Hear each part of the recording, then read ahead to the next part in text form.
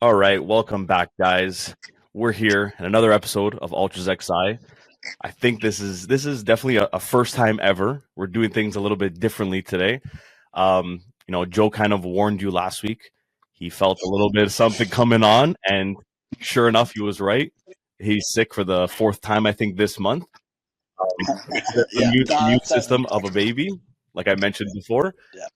So today Joe, responsible move, said, you know what, let me stay home. Don't want to get anybody sick. But we promised you guys we weren't going to miss another day. We're going to be back. And we're showing you that we are back and we are committed to you Yeah. guys. Yeah, somehow we figured this out. I don't know if this is actually even good doing it this way because it feels so freaking weird right now sitting in my house doing I don't like it. So let's hope I'm not sick anymore because I don't want to do Hey, this I, again. I will I will admit, Respectfully. Joe, it's lonely just looking at an empty seat right And like now. look how much it sucks. Look, I'm recording in an office that has a fucking UV pillow. Like no, I can't escape this Hey, life. Joe, it's okay. You'll be back here. You stay home now. You get better. Next Yeah. week, you're back. We're back in the same room.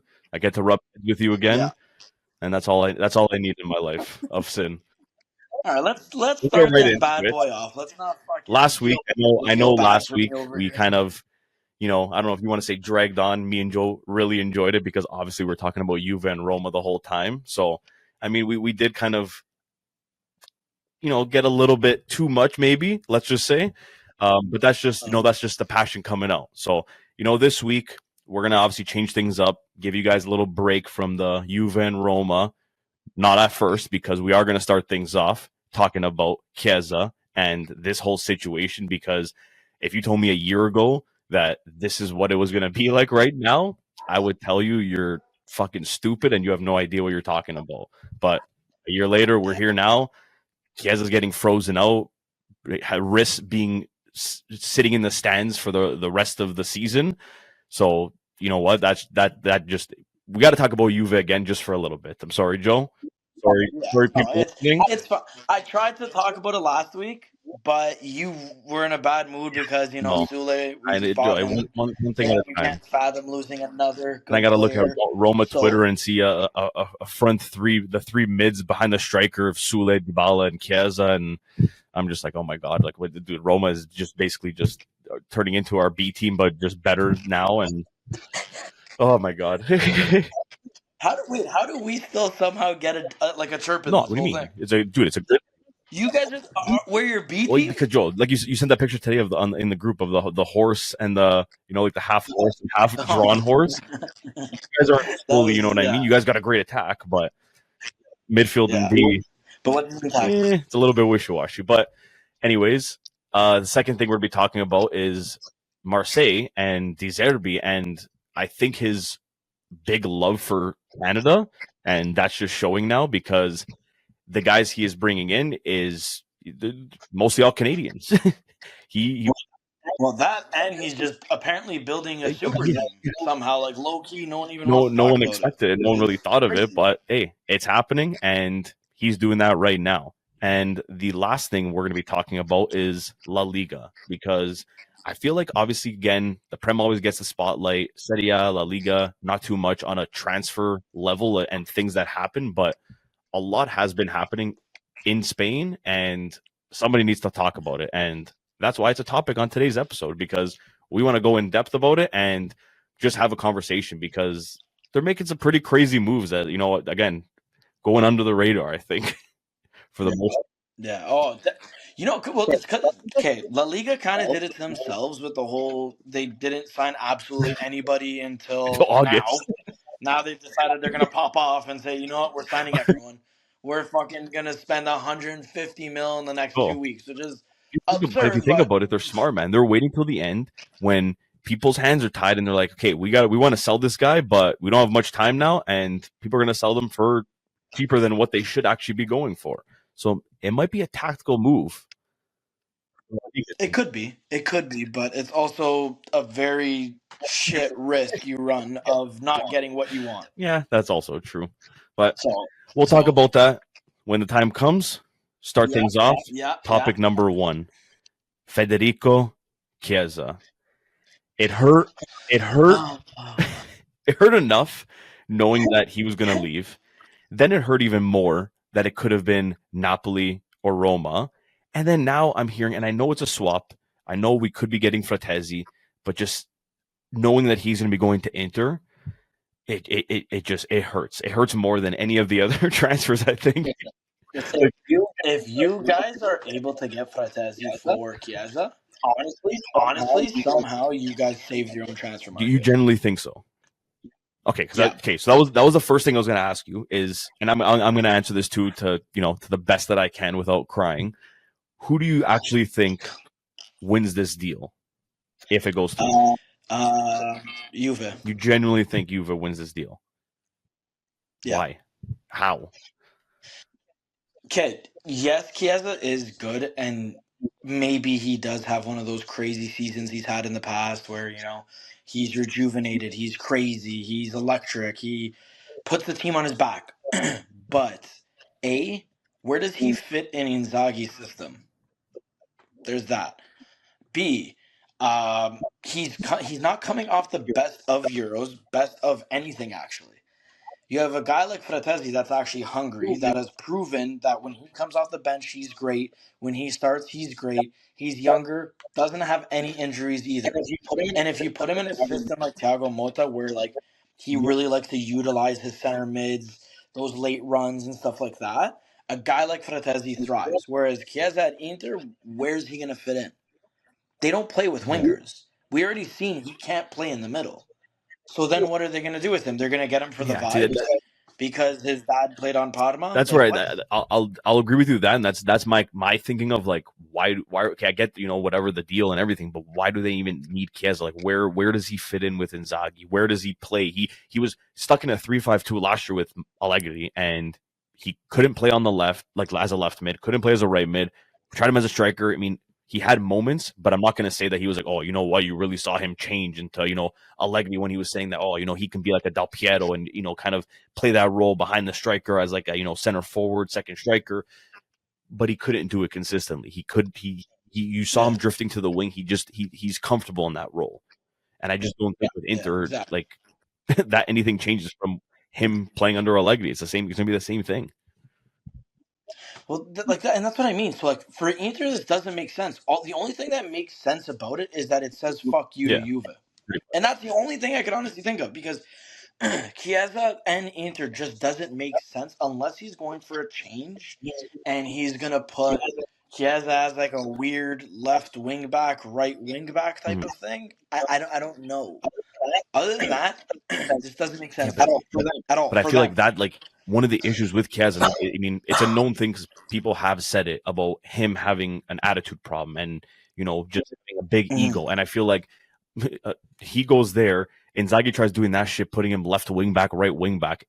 It's just going to be just pissing him off. He's going to do stuff that's going to go against the club, and it's going to start a whole different thing for Inter and possibly ruin. That's what I mean too, right? Like, once I found out about this whole attitude that Chiesa has, at that point, obviously, I think your talent could outweigh 100%. that, and it'll be good or whatever. But at the same time, nobody is bigger than a club, especially a guy like Chiesa. If he grew up through the academy and stuff like that, and then he had a bit of an attitude, okay, fine.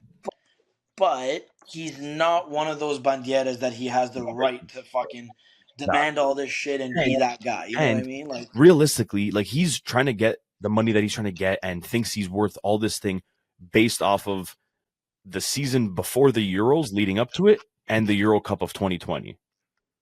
That's pretty much it, because after that he came back, started off well, injured right at the beginning of the season against Roma, and literally since then he has not been the same. He scored after when he came back. Last year I'll give him, he came in halfway through the year off an ACL injury.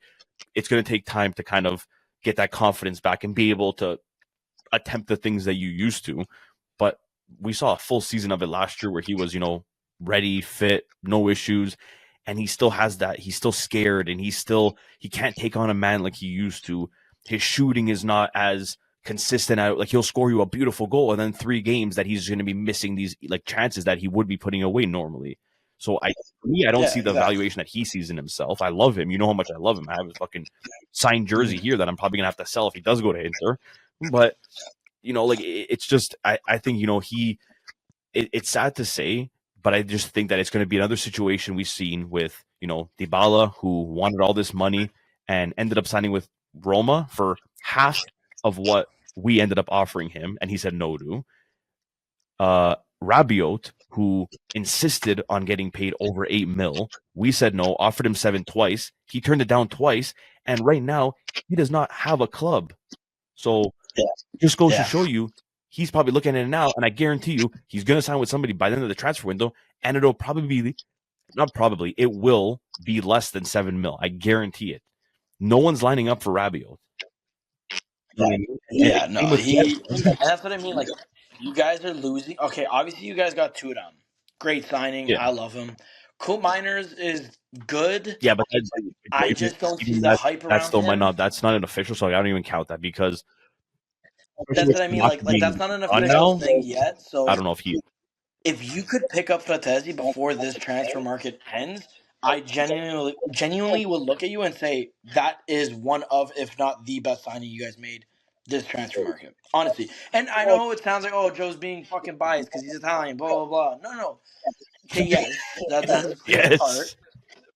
But in saying that, like, the way Frattesi plays and what I've seen and what people have saw, like, he's a good enough player. You just have to give him the chance. And if you put him in a mid with a guy like fucking Thuram and Douglas Luiz, all that guy's gonna fucking destroy something. Like, he's gonna do so fucking well. So that's what I mean. Like, I feel like it's a recipe that makes the most sense for Juve. Inter would be on the losing end of that, 100% actually. Oh my But god! I don't know, man. how would you feel about Chiesa wearing a black and blue jersey instead? Chiesa wearing a black and blue jersey? Oh, that would be the hardest thing to see. I think, just for the fact of how much I love him. But Frattesi, before he went to Inter, I know we were linked with him for a little bit, and, like, honestly, dude, not even like just the hype of him. Like, I remember seeing him play, and I was like, yo, like, if we can get this guy, like, I'd be honestly down for it. I think he fits perfectly with us. Yeah. He's an Italian, which is a plus, because it's always nice to have one of your own on your team. And, like, I feel like he just has such a high ceiling that he can still improve every year, and he's not even close. Yeah, and that's the thing too. He offers you versatility, right? Like, he offers you the ability to play in multiple systems because of what his strong suit is. Whereas with a guy like Chiesa, I feel like I think he would do good with a team like Inter that's usually in charge of the ball and dominating in possession and always attacking. But I just don't see him fitting into the system because where the fuck is he going to play? Honestly, and again, hate saying this, but I genuinely feel like Chiesa's best option if he stayed in Italy would be either Roma or Milan. 2 teams that play with actual wingers, because that's what Chiesa. Milan would be very interesting, to be honest with you. I feel like he would do the best 100%. There. You think, dude, you have Leao on one side, Morata as your striker, and Pulisic behind the striker, and Chiesa on the right wing. Like, that's a solid attack. And all he has to do in a team like Milan is get the ball on that side, beat your man, either cut in and shoot, go down and cross, and that's all he needs to do. With a team like Juve, with a team like Inter, he's asked to do more. And I'm not saying he's not capable, but that's not that's not where you're going to see the best Chiesa. Having him come back and defend, you're not getting the best out of him. You're getting him to work more, but you're just going to tire him out, and you're not getting what his best quality. If I can be honest, I see Chiesa going to Inter and him pulling a Joaquin Correa. He has the potential, he has the ability, but he just doesn't end up fitting the whole setup. Do you know what I mean? Like he's good, and it's like, oh shit, like, this is a fucking low key signing. This is good. This is great. And then he plays half a game, and it's like, that's why he's been on the bench this whole fucking time. So I know I'm kind of the same way about it, man. Like, I hate to say it, but business is business, and he's just not a guy that I think fits the system and the game that Thiago Motta wants to play. And you keep him okay, yeah, cool. He's just probably going to be unhappy the whole season if he does play, and you're not going to see the best because he's going to be asked to do more and not just get the ball in the wing, cut in, and shoot. Yeah. Well, speaking of business, Marseille. Going right into it, baby. Come on, I'm sorry. It's crazy to me because these guys are like fucking little sharks right now. They are, man. Like, okay, do look at this timeline. They signed Yes. Deserbi. Mbappe officially goes to Real Yes. Madrid. Marseille decides, hold on, let's buy everybody. Let's get Valentin Mm-hmm. Carbone. Let's get Ismail Mm-hmm. Kone. They got some other center back. I don't know how to say his name. You got Basir, Greenwood. Mason Mm-hmm. Greenwood, and it's just like what? Hoiberg. What the fuck? Hoiberg What? too from Tottenham. Yeah, Hoiberg. Nobody knows how to I pronounce say that name either, so I'm not Hoiberg. trying. Don't care. Hoiberg. But yeah, no, exactly. Like these guys, all of a sudden, just it's like they're fucking little sharks. They smelt blood and they said, "We're gonna go full throttle. Let's rebuild But right now." it's the perfect time because now PSG is not looked at as being that, scary dark horse, not dark horse, like scary demon anymore in the league. That it's like, okay, it's like No, why are we gonna even invest now into guys and try to even win if they're just gonna buy whoever and they already have Mbappe, one of the best players in the world right now. They're gonna take it all. There's no point in investing. Now they saw an opportunity and they were like, you know what? Let's try to do something here. Let's try to win a league again because it's been a while. well, yeah, it's interesting to see them even get the Zerbi, considering the Manchester City links and all the top teams in the Hey, Prem links, right? he might get there one day, but he needs this. He needs to figure it out at these kind of clubs. See if he can actually build something, get a project going, and do something with it, and then move on. And I think him at Brighton was just the wrong move, man. The Prem, like, I get it, it is possible, but it's got to be with the right team that has like the same ideas and everything like you. If you don't, and I don't think they did, like you saw it last year, it just completely failed. I mean, that could be him.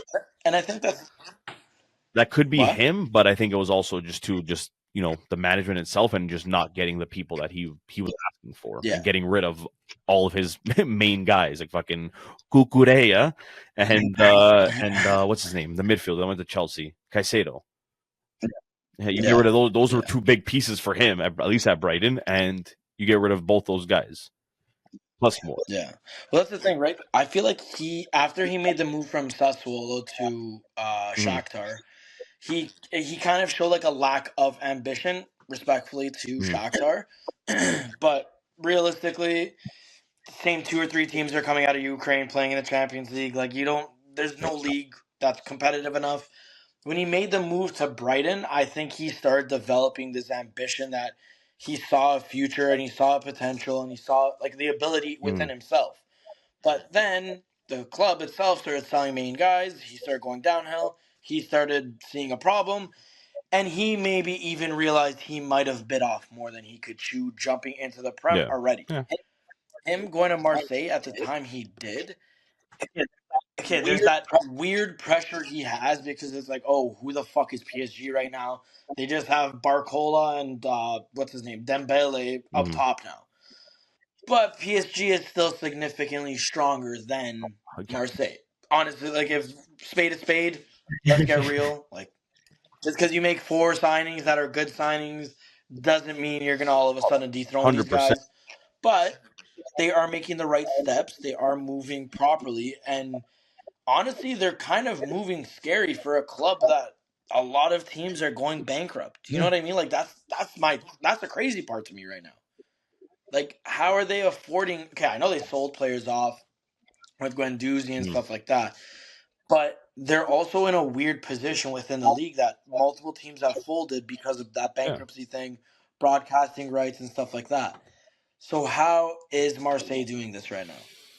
I mean, it could, it very well could be just, they're obviously making something, maybe just enough just to stay afloat. And, they're looking at Mm-hmm. this as, okay, an opportunity that, okay, wait, we spend a little bit of money, we bring in these guys.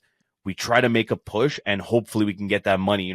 If we win the league, or hopefully make Champions League, we can make the money off that, which can help develop these guys. Hopefully someone comes in and they can sell them for a big fee and kind of do something like that. Because I mean, for them to be doing this, this is not a team that looks like, okay, we got to be smart with our moves because we could be close to bankruptcy. Like they're clearly doing this with a little bit of comfortability that even if it fails and it doesn't go to plan this year, they can still kind of ride with it for a couple years and kind of hopefully see progress from there.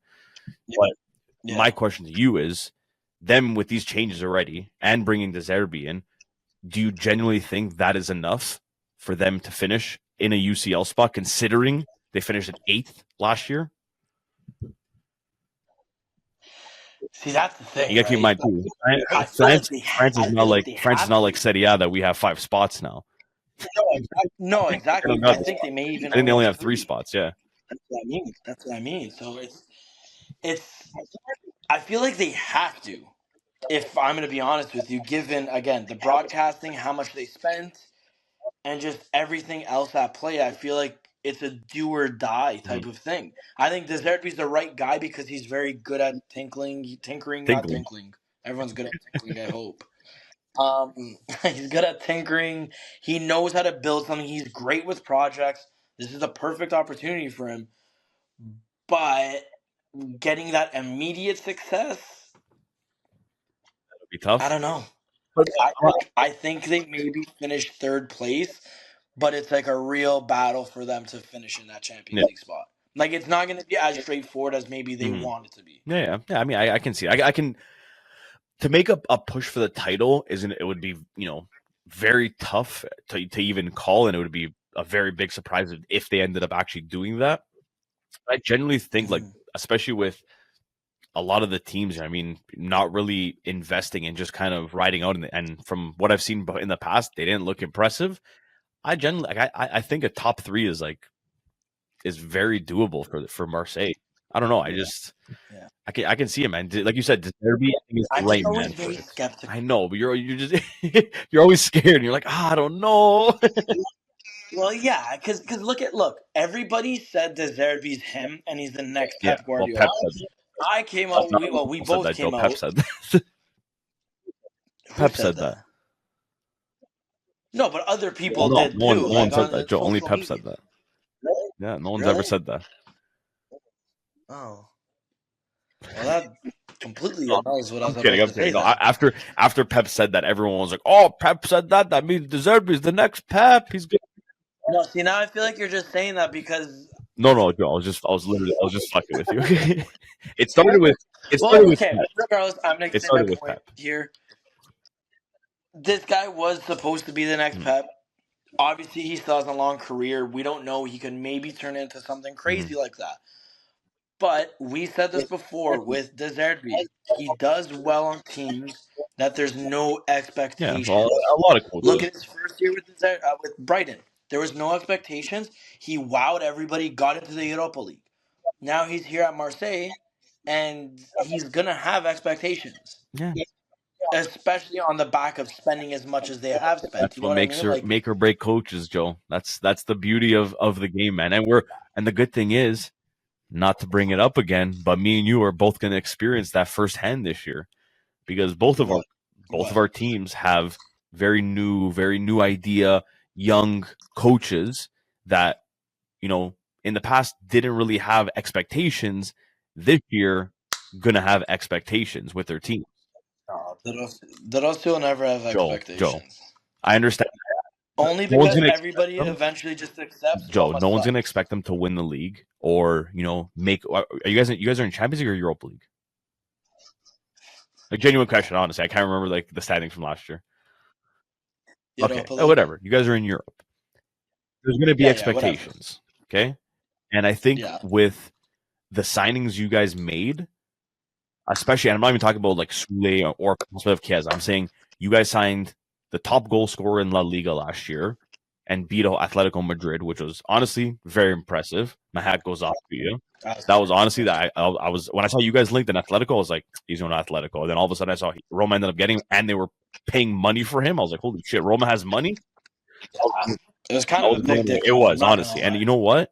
Them doing that, you guys reinforced your attack. You guys brought in, now you have Sule, Dybala. I know you still have Elsha. If that Chiesa ends up becoming thing, you guys signed Guy Lafleur in the midfield. What's his name? Lafitte? Enzo Lefebvre. Lefe. You guys signed him in the mid. Lefe. Yeah, okay. You know your defense is going to be, you don't know. It's going to be a little bit shaky. There hasn't been really reinforcements or anything, so that's going to be there. But in saying that, you're still going to have more expectations than when De Rossi came last year after Mourinho. Sorry, it's going to be. That's what I mean. Oh Like, yeah. so we're going to both, be going through that in the sense of, now he's going to Marseille. He doesn't have those expectations, but when he goes forward, he goes to that next club, he's going to have a little bit more expectations. Yeah. Yeah. Well, you brought up Atletico Madrid, and now I know, and I did that on purpose, Joseph. I kind of want to talk about them deciding to spend 95 mil on Julian Alvarez. But what, Joe? Let me start off by saying what was fucked up about Atletico is the fact that beginning of the window they were looking shambolic. They couldn't finish deals. They, were talking to this guy. You just kept hearing, and then all of a sudden it was just the guy ended up signing for somebody else, and they just literally looked like a joke of a club. And you're like, yo, these guys cannot fucking sign anybody. And then in the matter of 2 days, they signed Gallagher and Julian Alvarez, which both of them, I think, honestly, were shock moves because Gallagher definitely didn't expect. Alvarez, I felt like he was going to leave.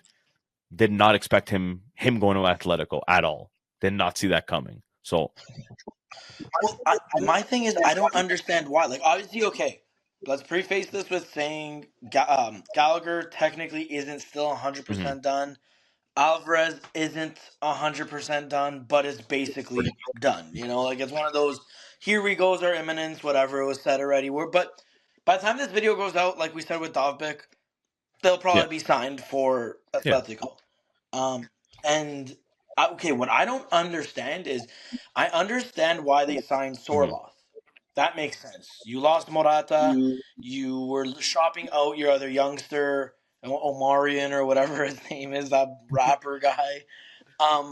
But to me, it just, now why are you getting Julian Alvarez when you still have Griezmann and you got Sorloth? You still technically have Angel Correa on your payroll. Who else is there? There's one more. Joao Felix. Joao Felix. Yeah, exactly. So you and I haven't heard anything about him. Who don't know what's spent 125 mil on. Don't know what's happening with him. The last thing I heard was Benfica wanted to buy him back, but for half the price, I think. Yeah, they wanted to give him a signed Rui Costa jersey.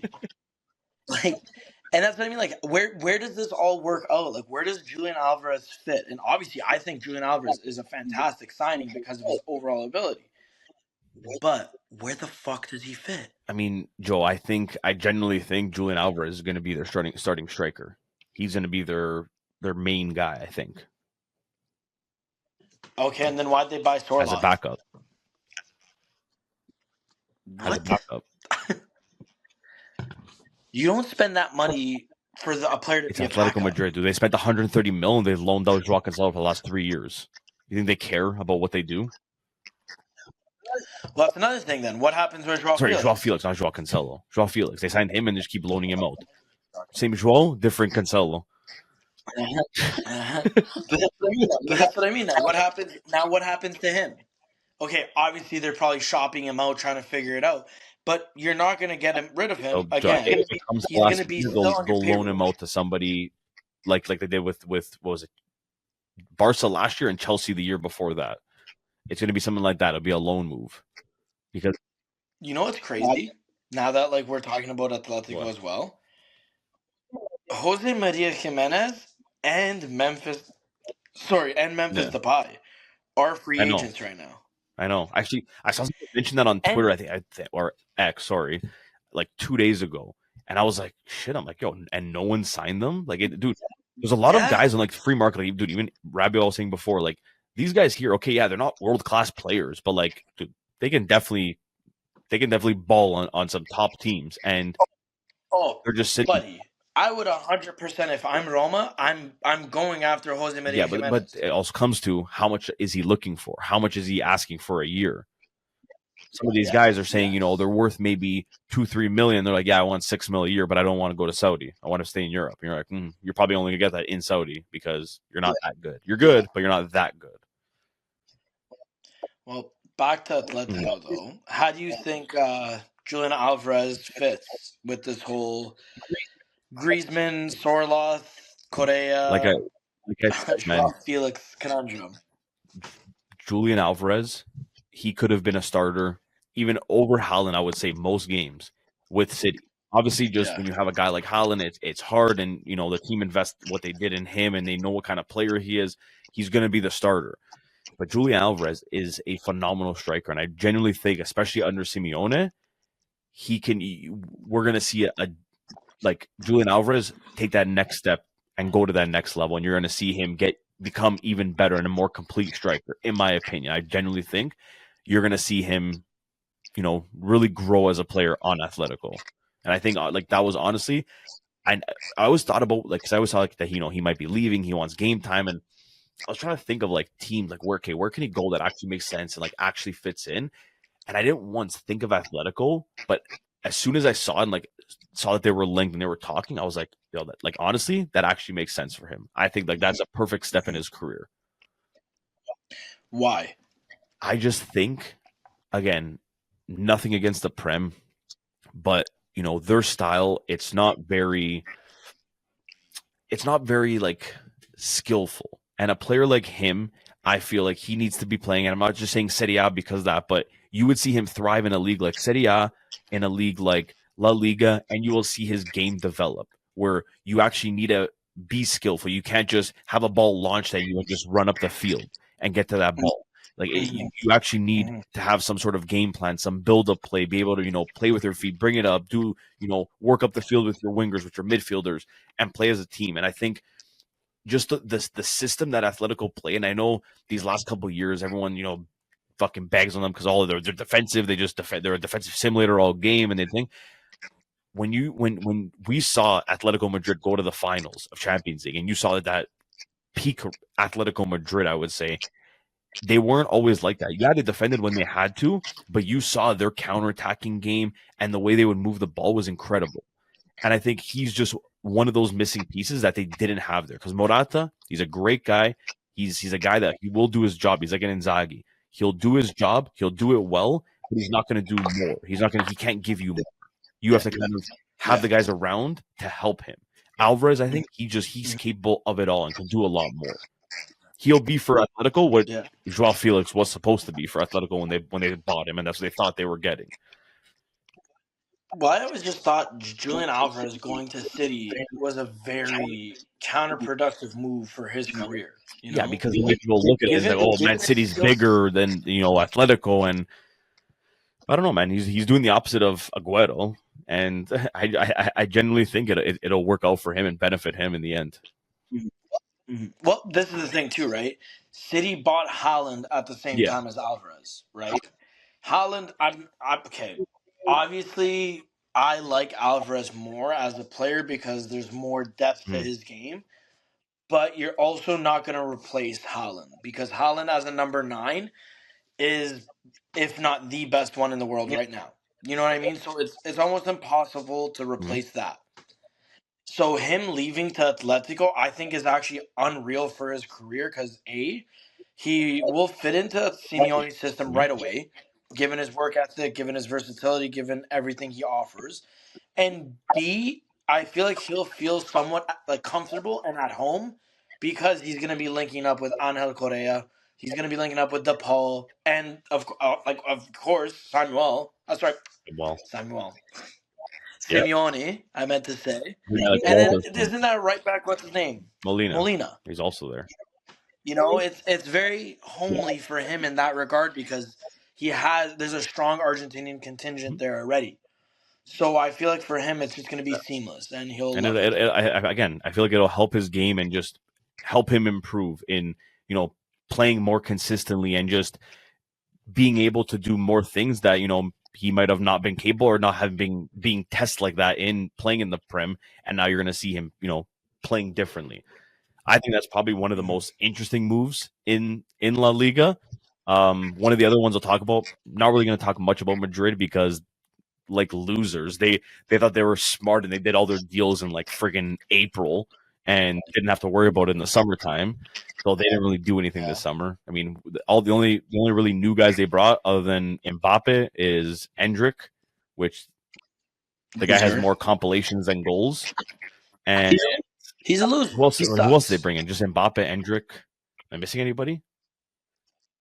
I think That's that's like it. I feel like honestly they probably might have brought in one other no, but like person, but I couldn't no even one, tell no you one, because no one really like big. Because the only one that I knew that they were linked with was Frimpong and Davies, but I haven't heard anything since the rumors before the summer. So don't think either of those are happening.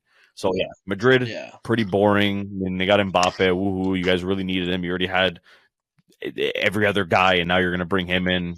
You guys are going to flop and fail, and I hope so. And I want to see your demise. Barca, though, they love. I honestly love X, dude. The amount of things I'm seeing people chirping Deco and saying he's the worst sporting director and all this stuff kills me. Kills me. Hilarious. He genuinely sucks, and I feel bad for Barca fans. It's hey, you know what? They were promised, and they said they were going to get Nico Williams. They didn't get him. Ended up signing Danny Olmo, who great player, had a great Euro Cup run. Is he needed though at Barca? I don't think so either. But where do you think he fits in? Like, how does like what like? For me, the move doesn't make sense. It's a good move, but it doesn't make sense. If that makes sense. Honestly, under Hansi Flick, this is the thing too, right? I feel like Barcelona always plays 4-3-3, no matter what. And I know Hansi Flick's gonna come in. He's probably gonna do 4-3-3 or like a weird 4-2-3-1 type of thing. I don't know. I haven't watched enough preseason to actually know what they're gonna do. But in saying all of that, with Olmo, I think he'll either play on the wing, like right. Actually, no, that's Lamal's spot. Yeah. Lamal's spot. He'd have to play in that Musiala role, right behind the striker, almost as a striker, like he did for Spain. That's the only thing I could think of where he could maybe benefit Barcelona. Because obviously Barca needs midfield reinforcements, but I don't think that was their problem.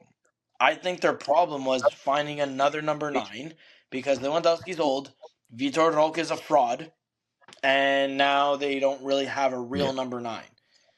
So it's like, unless Olmo's going to play that role, which I sincerely doubt too, It's but gonna be like a that's the fucking thing, right? Like, what's his name? The guy on Arsenal, the German guy. Oh, Gabriel Jesus? Kai Oh, Havertz. Kai Make Kai Havertz. Havertz. The guy's not a striker, but they play him as like a false 9 striker because they don't really have much. Like, those guys, most of the time, it never works out. And that's the thing. Like, I just don't understand what the whole premise of that was. Is it because Deco or Barcelona promised more Spanish players? Like, is that the thing?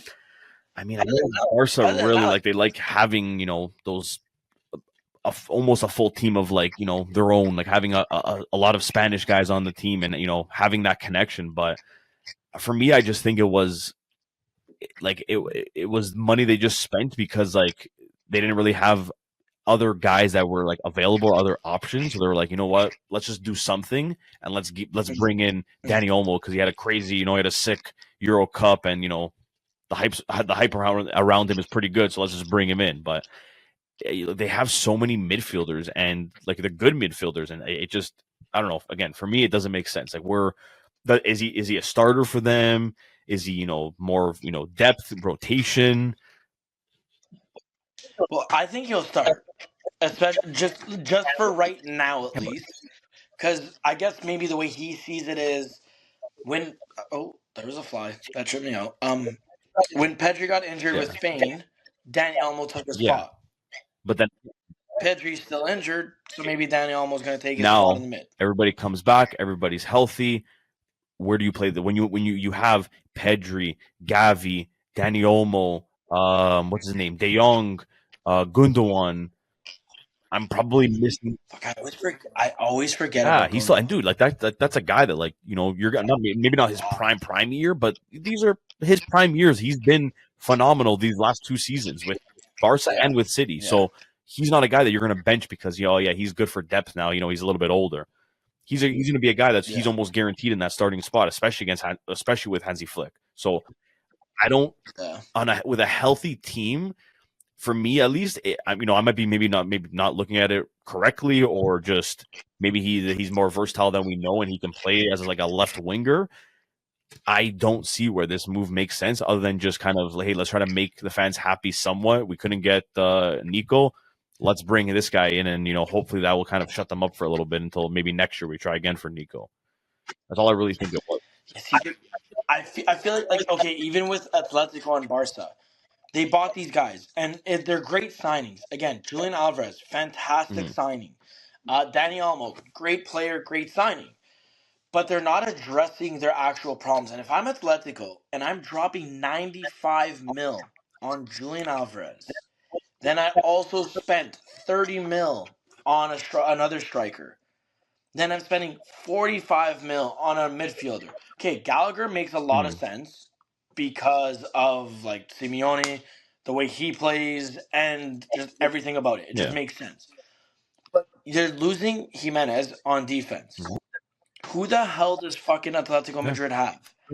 Why are you spending 95 mil on another attacker when you don't even have proper center backs right now? Who's gonna play center back? Ronaldo? Fake Ronaldo. Ronaldo from friggin' Burkina Faso or wherever he's So you from? think that instead of signing Alvarez, they should have spent that money on maybe picking up 2 or 3 defenders that they could definitely use? Yes. Or even honestly, even if like they could have signed Alvarez and not signed Sorloth. And then with that money, pick up at least one competent, Sorloth decent was out enough a center while back. ago. No, dude, Yes, yes. genuinely So that's why like it's more so the think this Alvarez Alvarez deal. deal was not say a panic buy, but they lost out on Dobrik, and I think the other guys that they kind of missed out on and just kept not being able to close on, I think messed them up, that they were kind of cornered and was like, hey, he's a striker, he's available, we're going to pay a little bit more than we were, hoping for, but let's bring in Alvarez because he works. Simeone definitely backed it and wanted it because, he's Argentinian and the guy loves Argentinians. I wonder why. So he wanted to bring them in, and I just think that it was just like, hey, okay, fine, we're going to do it. We're going to spend a little bit more than we hope, but we might not be able to address every position that we're hoping for this summer. But that's what I just think it was. And I get it. I do. But I also don't comprehend it because now jumping over to Barcelona, okay?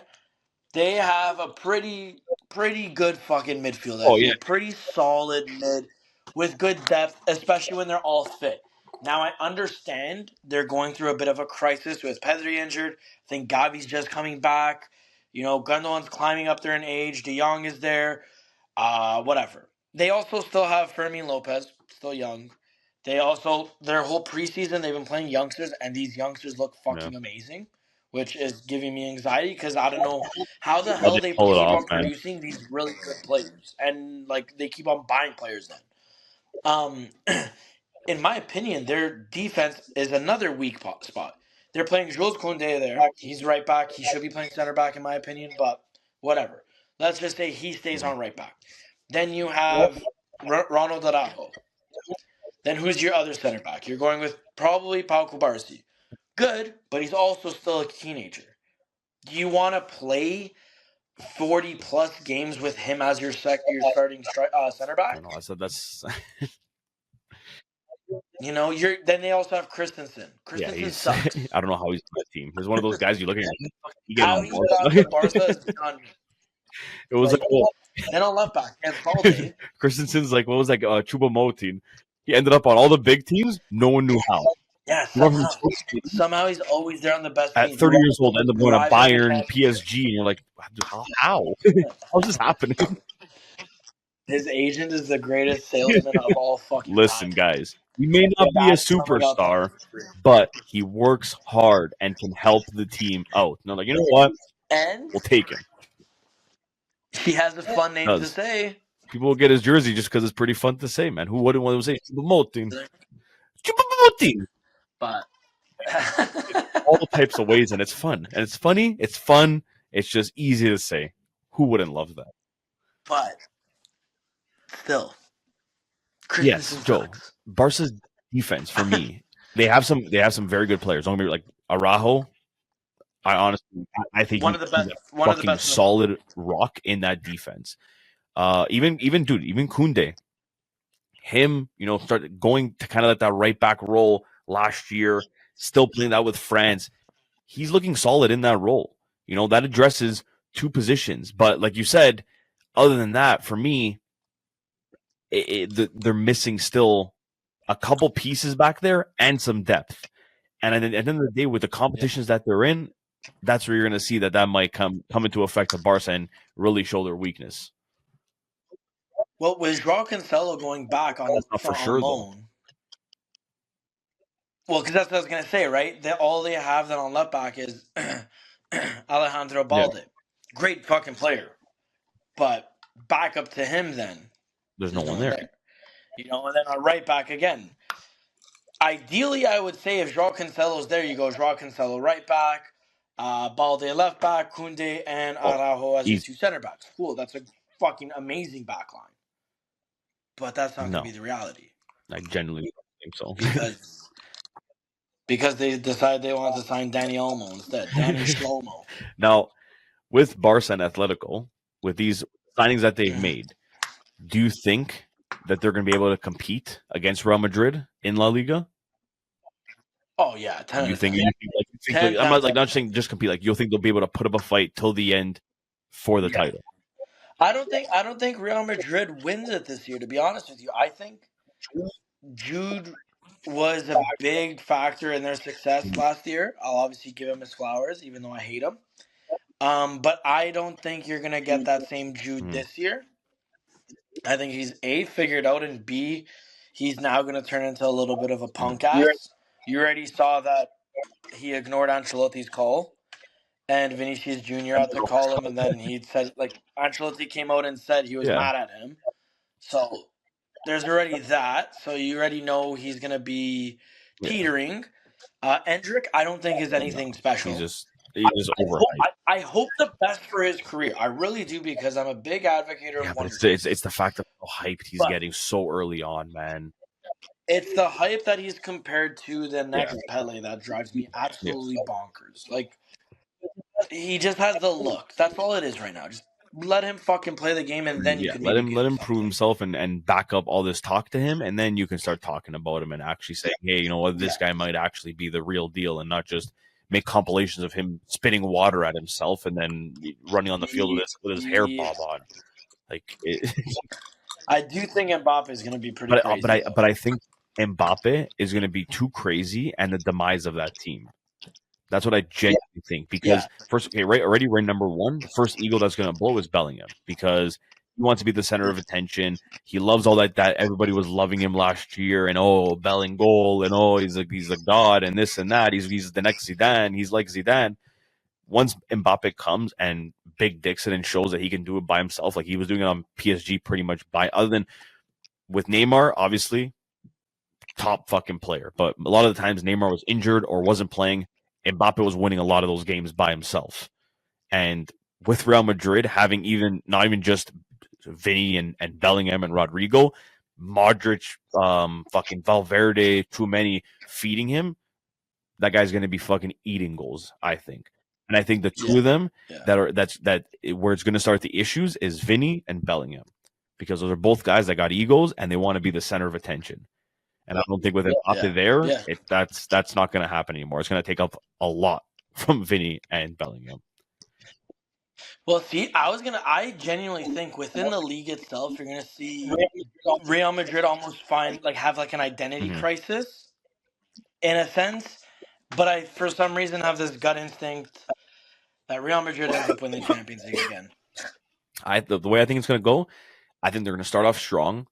You're going to see the Instagram post, the fucking X post, everything saying, oh my God, this is the best team. Galacticos 2.0 is working. They're going to win it all. They're going to do the treble, all this stuff. It's going to come down to one game that's going to fuck them up. And you're going to see something happen and some turmoil start happening. I honestly, I got a feeling of it. And I think I deserve it. Sorry, I didn't want to bother you there. I didn't want to bore you there. This guy's yawning right in my face. The disrespect. Well, I don't want to keep you too long. Don't want to tire you. I got 2 more questions for you. The first one is going to be, so far out of these 3 teams, Atletico, Real, and Barca, who do you see winning the league next year?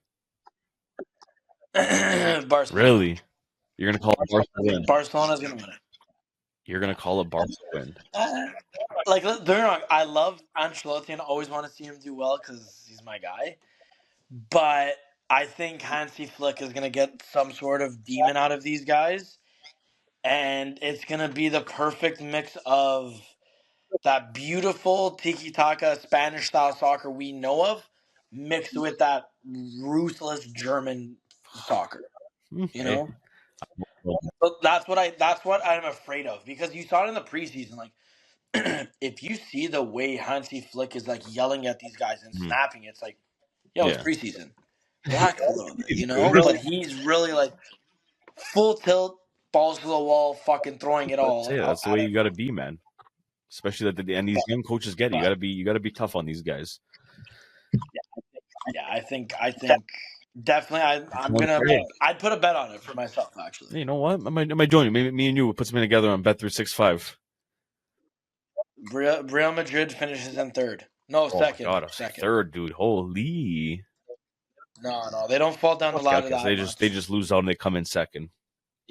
Okay. Yeah. Now, my second thing is not really a question. It's a little segment, kind of small, short little segment I came up with. It's going to be quick, okay?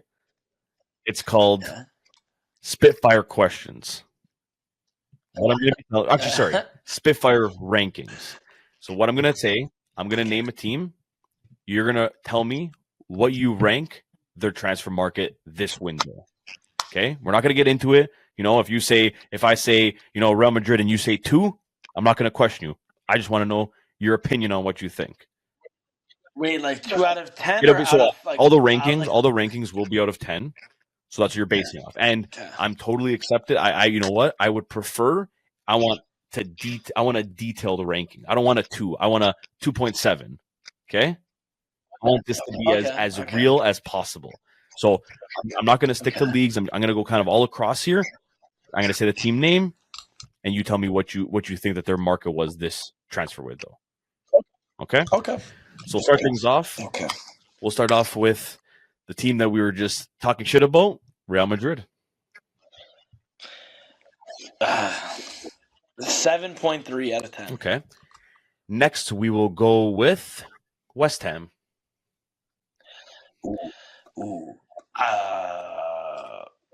7.8 out of 10. Okay. Next, we will go with Inter. 1.7 out of 10. Hold on.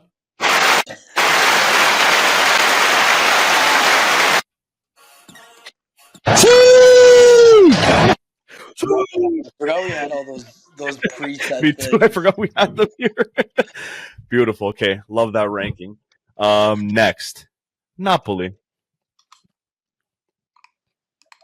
7.5 out of 10. Okay. So you're in and about that 7-ish range for. Yeah, you're giving me good market so far. I'm just asking you, Joe. Next up, relax. Barcelona.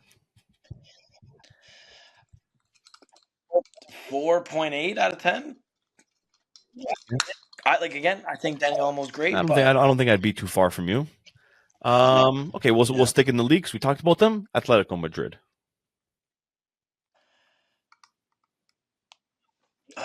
8.3 out of 10. Okay, so far the highest one.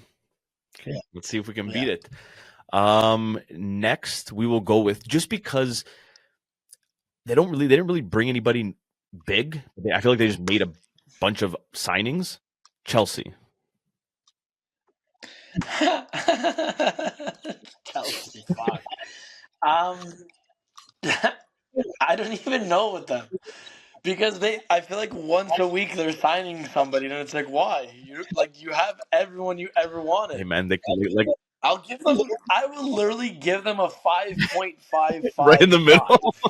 out of 10. Hey, dude. Like, as dead center as you could Like get Rose for said, them. they're probably preparing to get transfer bans. So they're just trying to fill every position with as much they Yeah, can. it's crazy, man. They have like 5 starting They have like goalies. 11 goalies, Joe.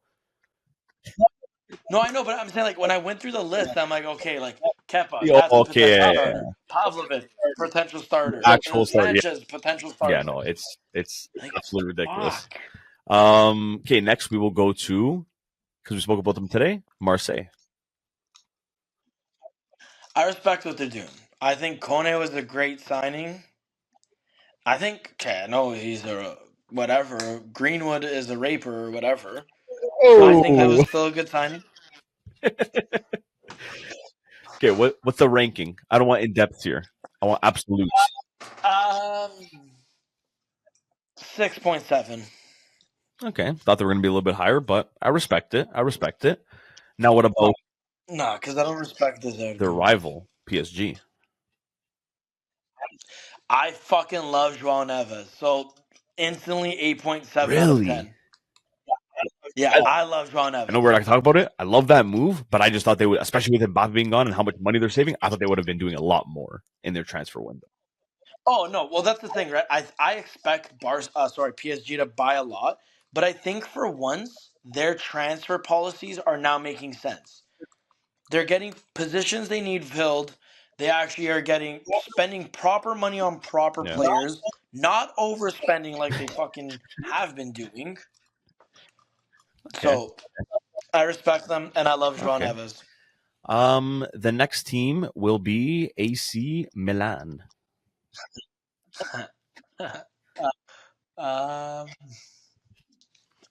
Think about your fun, sexy, biased. I want If they get Tammy Abraham, if they get Joe. Talk about right now. When I ask you Juve, I'm not gonna say that also includes Cooper Miners and Todibo because both those aren't done. I'm talking about right now what they've signed. okay, good. If they with whatever, 6.2. Yeah, Nothing I'd crazy. I'd probably give them around pretty much that that same score.